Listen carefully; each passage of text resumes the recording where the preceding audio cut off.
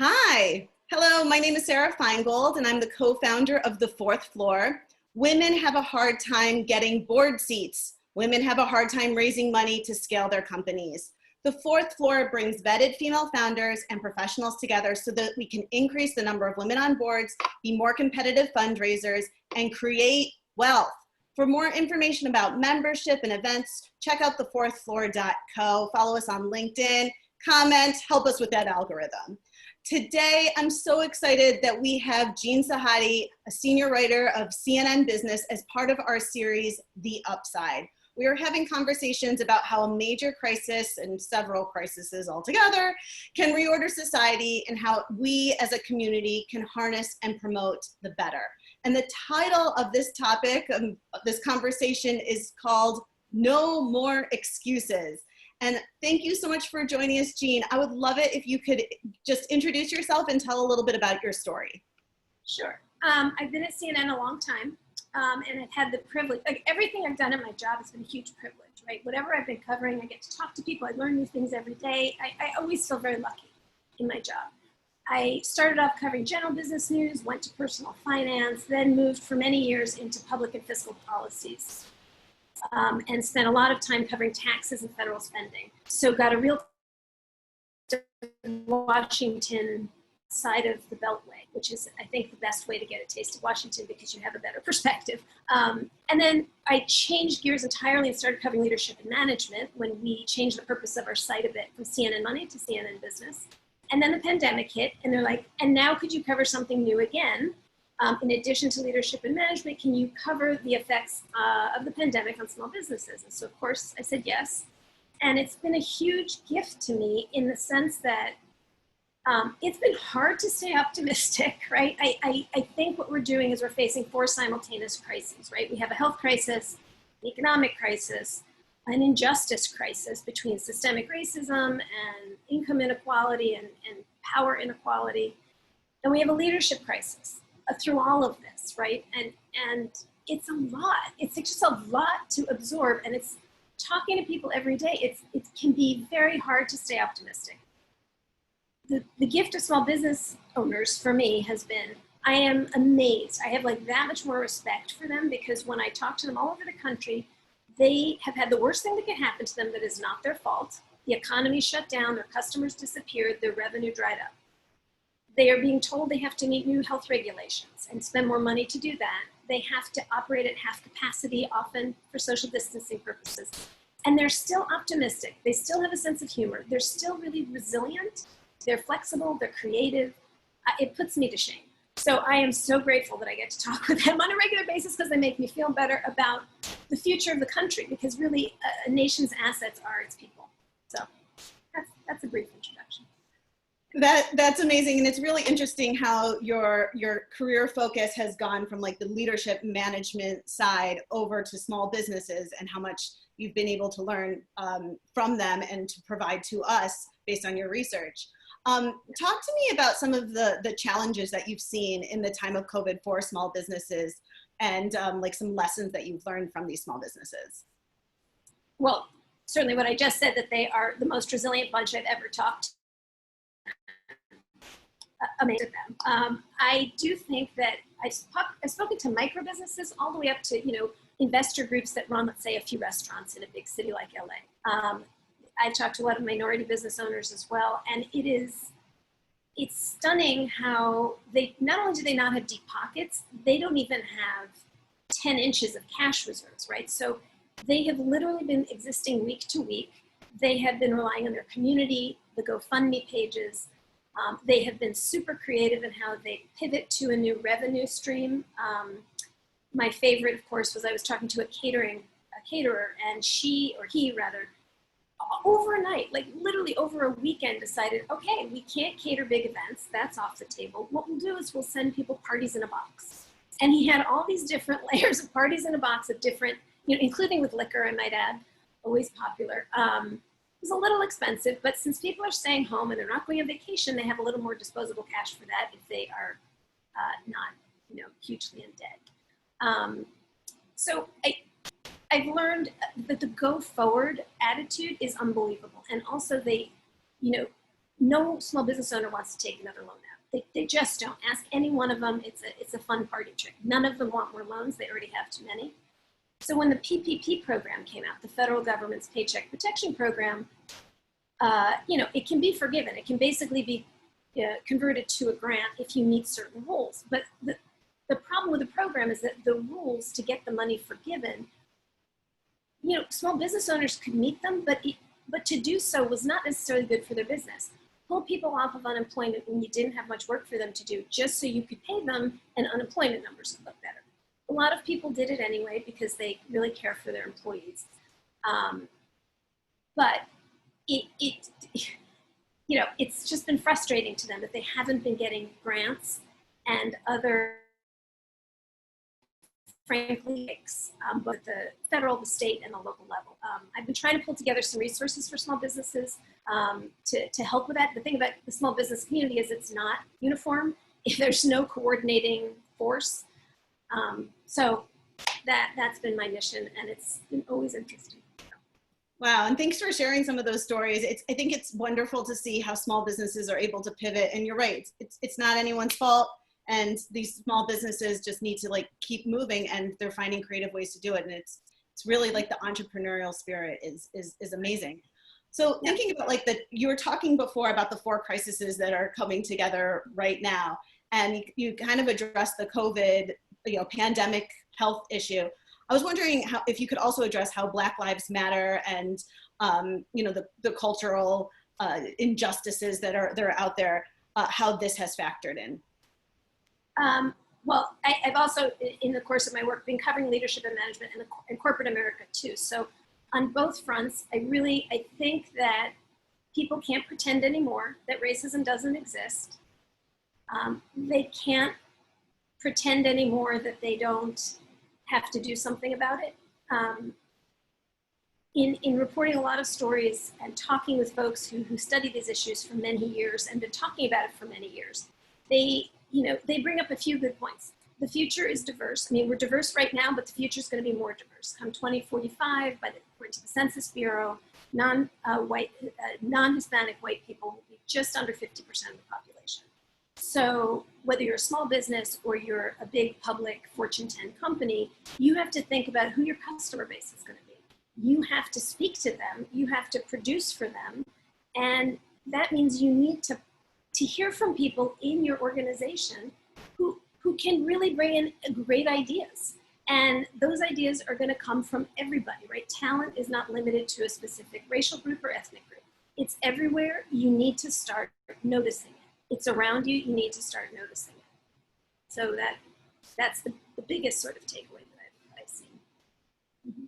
And so you recently wrote about how we're at a crossroads today when it comes to diversity and small businesses. What are some choices that we can make following this crisis to better reorder society and really keep diversity top of mind?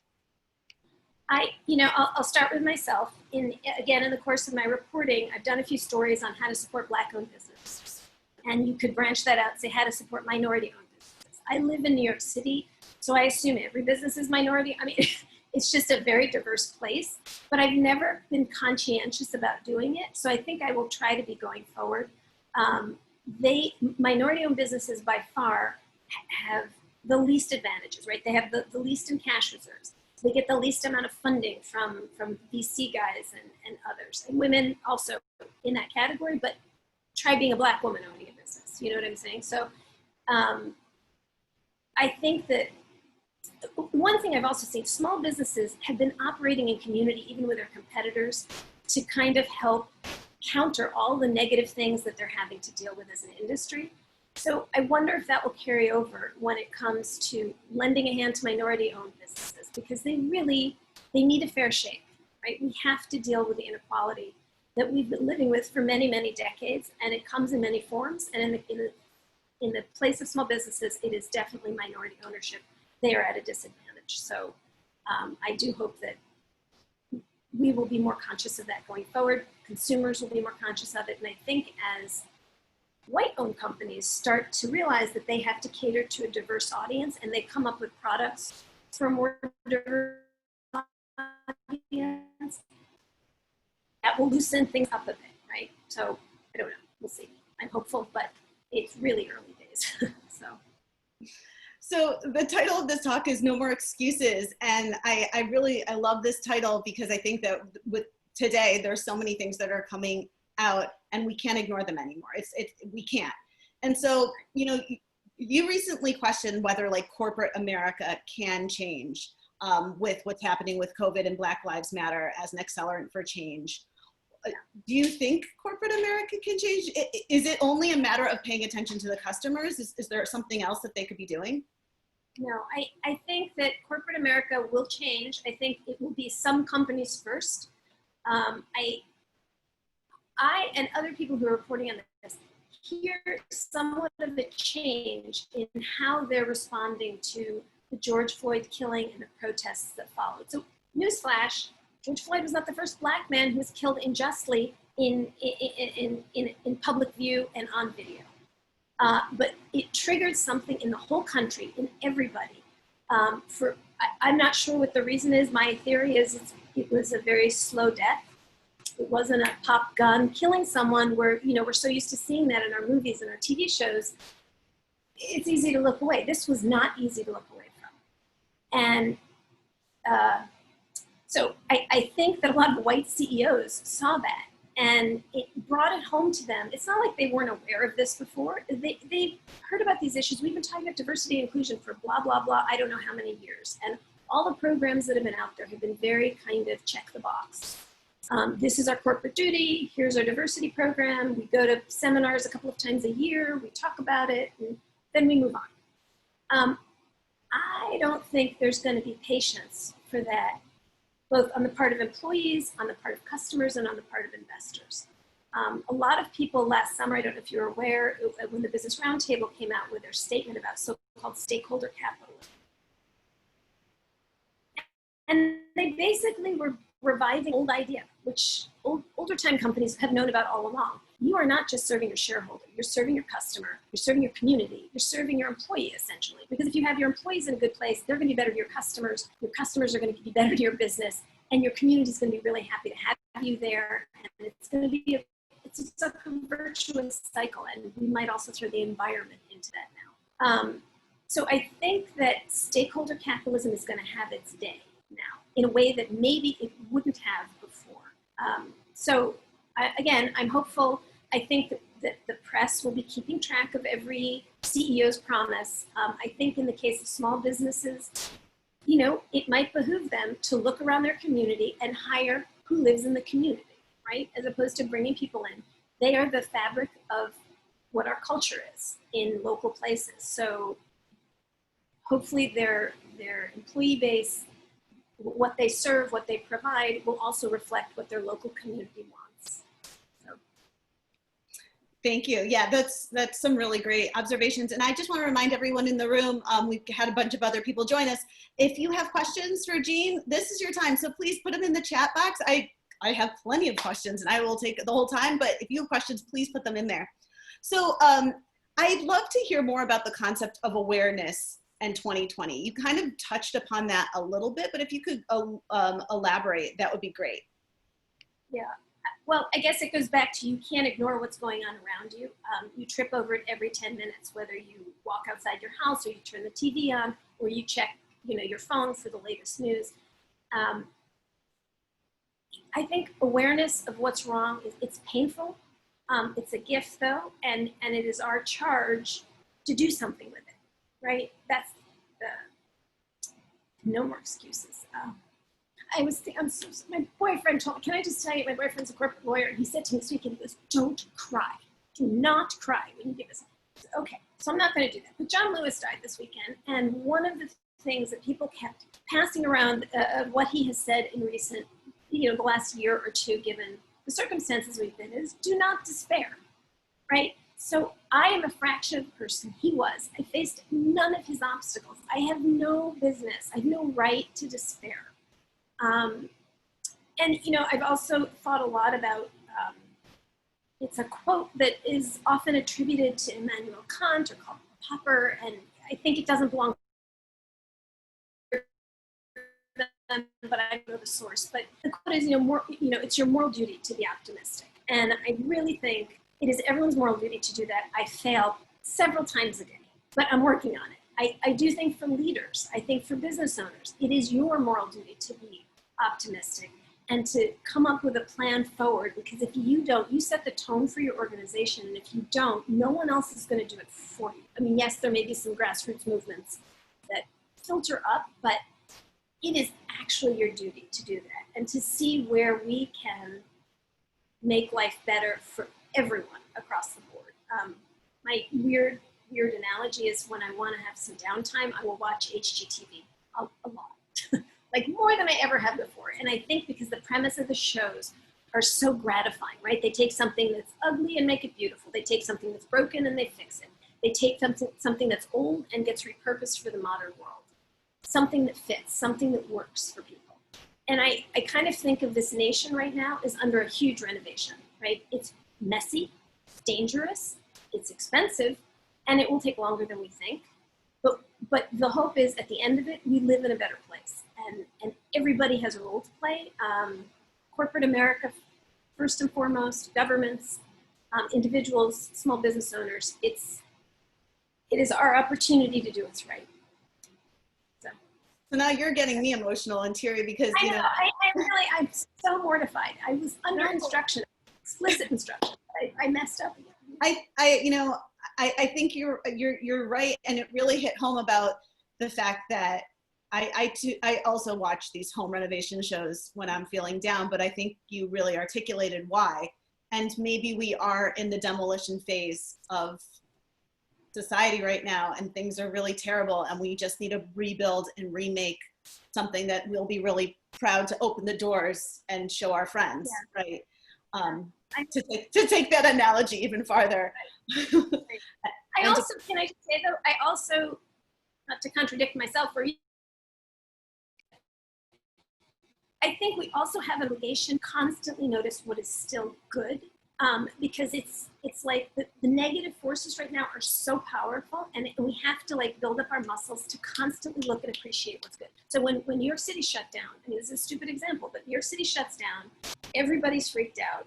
We've all gone home. We're working at a fevered pace, at least at CNN, we were doing that because we're CNN. But one of the things I know is how beautifully the birds sounded. You don't hear birds in New York nearly as much as you could because the horns are so loud, the traffic, the music people are playing going by. And while I don't want New York City to be empty, I was so grateful to notice something that has been all along. And maybe we need to appreciate that and make more room for it going forward. Less horns, more birds. So. And what I love about this talk is at the very beginning when we first started chatting, you were talking about how small businesses have been able to pivot and how small businesses have been scrappy and have done more with less from the very beginning, but maybe they're the birds that when the world stops, now we can pay attention to them and see how they're now going from catering to putting booze in a box and bringing a party home, and how quickly they can make these things happen. Yeah. Also, I have another story. There's a Black-owned restaurant in Minneapolis called Sammy's Avenue Eatery.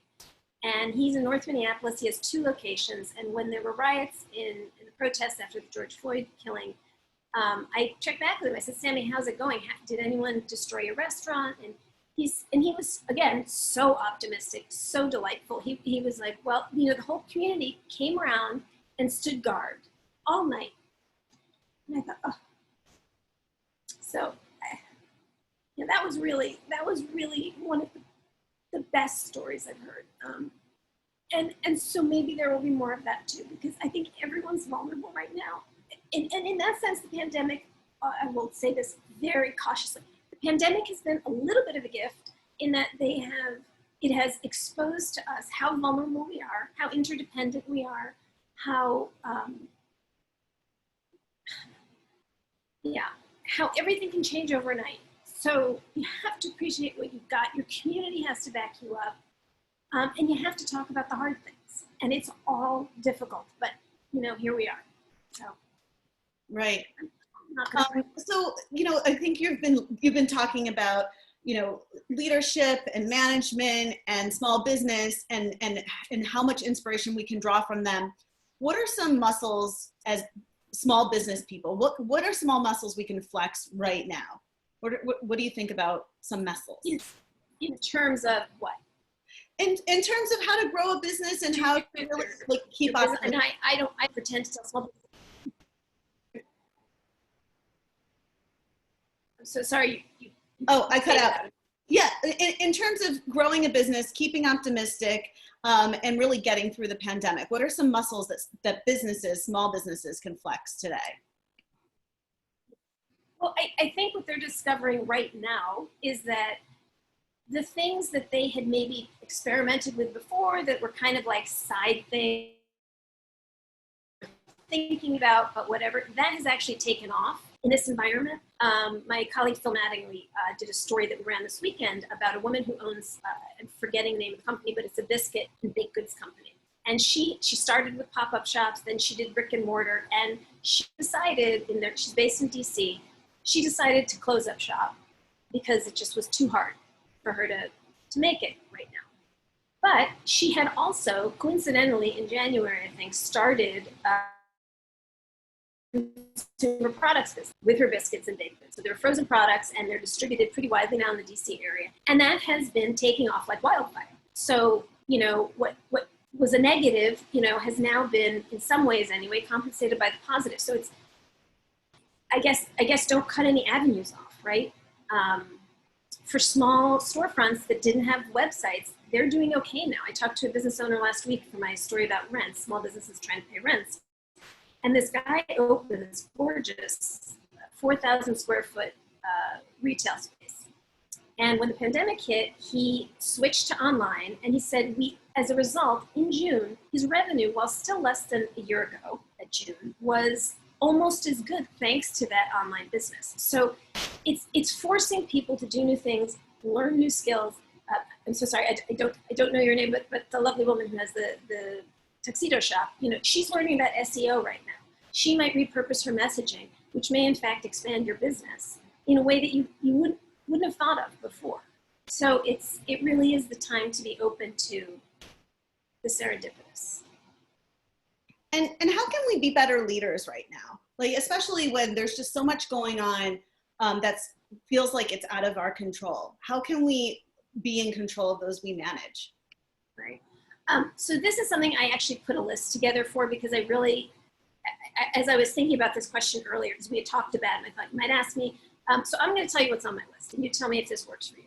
I think first off, empathy works. Empathy with your employees, empathy with your customers goes a huge way towards building goodwill towards you and your business.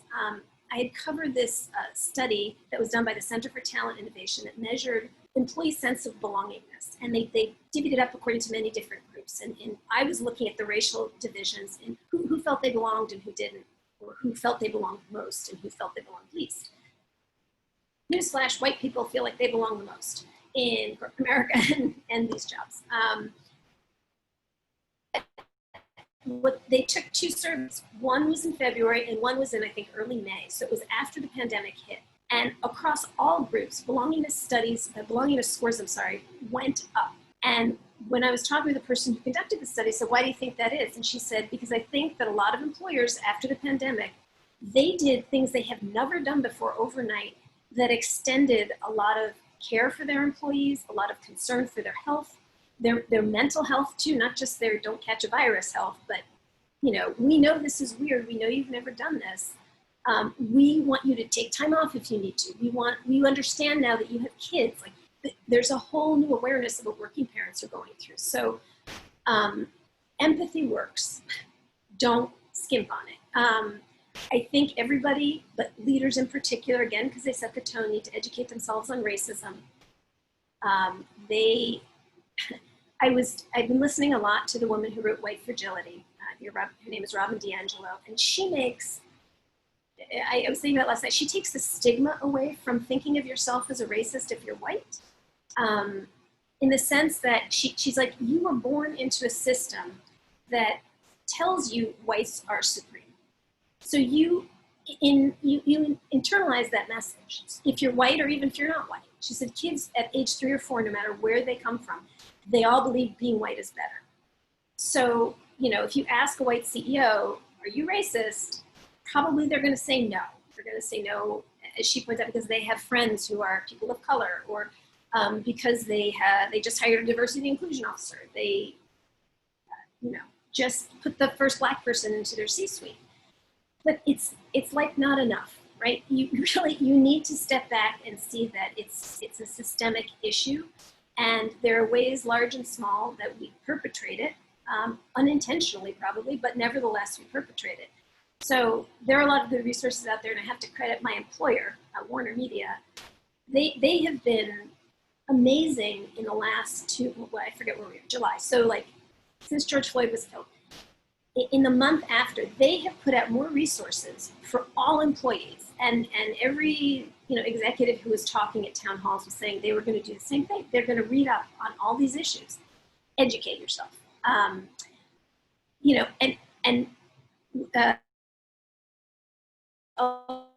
reference Walker, who runs a Walker Brands that has been bought by Procter & Gamble. He is a Black entrepreneur who decided that it was ridiculous that when you go into a drugstore and look through the health products and the personal care products, that there's tons of them, but there's always, like, in the beauty section, there's just like a small section for people of color. So he went ahead and came up with shaving products and hair products that are particular to different groups for their needs. And he was being interviewed at CNN, and he said, if you're a CEO who thinks you believe in fairness and inclusion, ask yourself, are you populating your employee base with people from all races and backgrounds? Are you populating your C-suite? Are you populating your board? And I know in covering diversity and inclusion at the corporate level anyway, people will talk about diversity in the most broad way. So it's not just racial diversity. If you have women of any kind, but mostly white women, you're diverse. If you have people from different parts of the country, you're diverse. We need to think really more specifically about how diverse we really are in all the different ways. Because you want diversity racially, in terms of gender, in terms of socioeconomic background. That, more than anything, I almost think that would cross all lines, because socioeconomically, you're going to find talent everywhere. There's a company called NAC, and maybe this would be helpful for small business owners looking to hire, but it like gamifies a way to demonstrate your skills.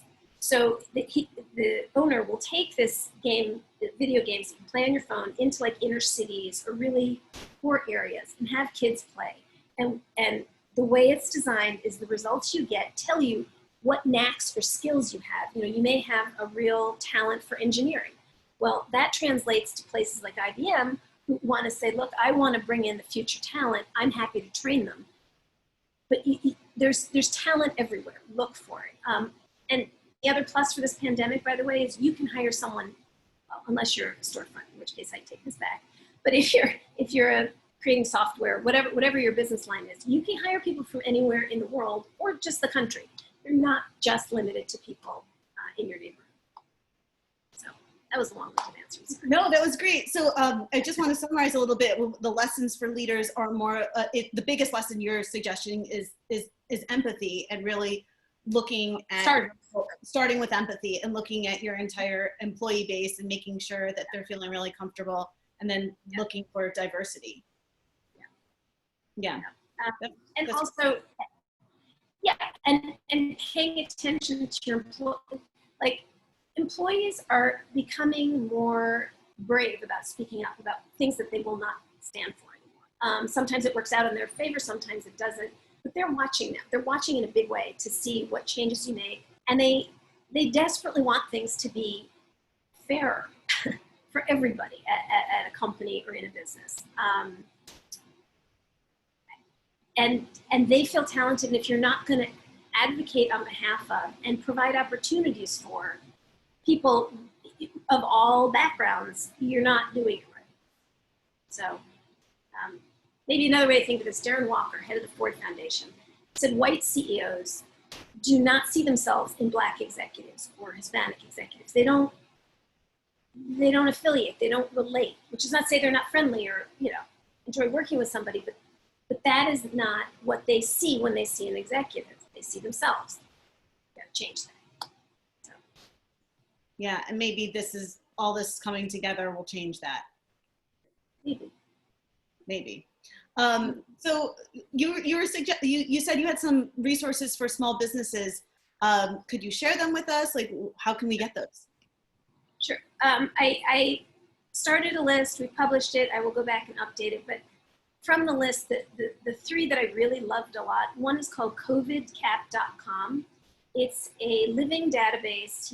It's a crowdsourced database that's international for different funding resources for small businesses. Folks at the Fuqua School of Business at Duke University pulled it together. If I were a small business, I would start there because it's so broad. Let me put it this way. The reason it's my favorite too is that it's a lot of stuff in one place. Whereas small businesses, there's stuff all over the map and it's not organized. This is the most organized thing I've ever seen. There's a group called Lawyers for Good Government, which maybe some of your members are on. They have started legal clinics, free legal clinics for small business owners in lots of cities across the country. There's definitely one in New York City that I've spoken with.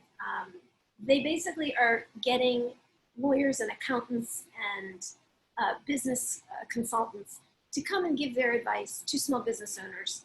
When I was doing a story recently about how small businesses are having a hard time keeping up with rents and they're trying to renegotiate it, the New York City legal clinic, said that was more than half of all the questions that they got. It was commercial leasing, because small business owners the government just shut me down. Are you telling me I still need to pay a rent level that was set when the economy was good? I need to negotiate with my landlord. My landlord's also kind of in a tough spot. How do I convince them they should lower the rent? Because they can't find new tenants right now. It's not like you push me out, somebody else is coming in. So there's that. That's the Lawyers for Good Government Foundation. And then there is something called LISC, L-I-S-C, local initiatives support community. It's like the LISC. You'll find it. It's a community-based nonprofit. They have grant monies via corporations, different corporations that they'll give grants to any small business, but they do have a special focus on women-owned businesses and minority-owned businesses. That's really their interest. It's not their entire mandate, but they are very conscious about doing that. So those three places are great. There's also for Black-owned business. If you're interested in finding Black-owned businesses in your area, there's a database called debobo.com. D as in David, O, B as in boy, O, B as in boy.com. And there's a business league that is also starting a database of Black-owned businesses across the country. I will get you the name. I'm so sorry, it's escaped me.